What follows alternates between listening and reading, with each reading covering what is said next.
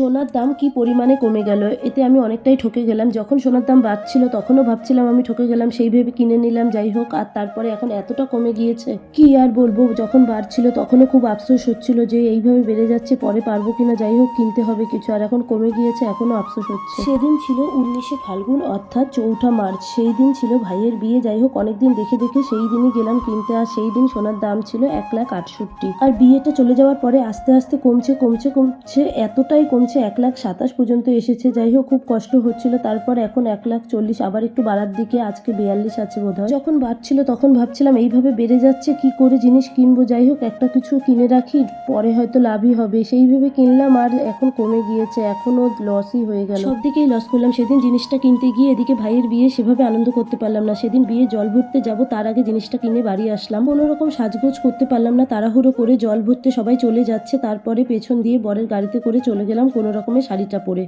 সেই দিন একদিকে আনন্দ হচ্ছিল জিনিসটা কিনেছি, কিন্তু আরেকদিকে কষ্ট হচ্ছিল যে সেইভাবে আনন্দ করে ভাইয়ের জল ভরতে যেতে পারলাম না সেজে গুজে। কোনো রকমে একটা হলুদ শাড়ি পরে বরের মোটরসাইকেলে করে পেছন পেছন চলে আসলাম। যাই হোক, পেছনে আসলেও সবার আগে চলে এসেছিলাম মোটরসাইকেলে যেহেতু এসছি। আর এই জল ভরাটা হয়েছিল আমাদেরই গাইঘাটা বাজারে, যেখানে অন্নপূর্ণা সানের মেলা হয় আর কি, আমাদের গাইঘাটায় ব্রিজের পাশে। সেখানেই এসেছিলাম জল ভর্তি, সবাই বাজনা নিয়ে হাঁটতে হাঁটতে আনন্দ করতে নাচতে নাচতে এসেছিল। যেহেতু সেদিন আমি ছিলাম বনগাঁয়, বরের সঙ্গে বাড়ি এসে খাওয়া দাওয়া করে দেরি হয়ে গিয়েছিল, ওরা বেরিয়ে পড়েছিল।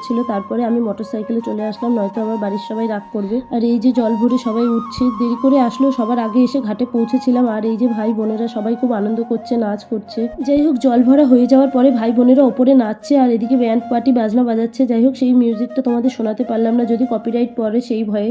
আগে ভেবেছিলাম সেজে গুজে যাবো, আনন্দ করব, নাচানাচি করব, ভাইয়ের বিয়ে বলে কথা। কিন্তু সেদিন এসে আর পারিনি, শরীরেও দিচ্ছিল না। যেহেতু সেজে গুজে যাইনি, সেই জন্য নীরব দর্শক হয়ে দেখছিলাম আর ভিডিও করছিলাম। আর আমি নাচতে গেলে তো আমার উঠোন বেঁকা, যেহেতু আমি নাচতে পারি না, সেই জন্য নাচতে না পারি, হাত পা তো ছুটতে পারি, লাফাতে পারি। যাই হোক, সেটাও করলাম না, দাঁড়িয়ে দাঁড়িয়ে দেখলাম।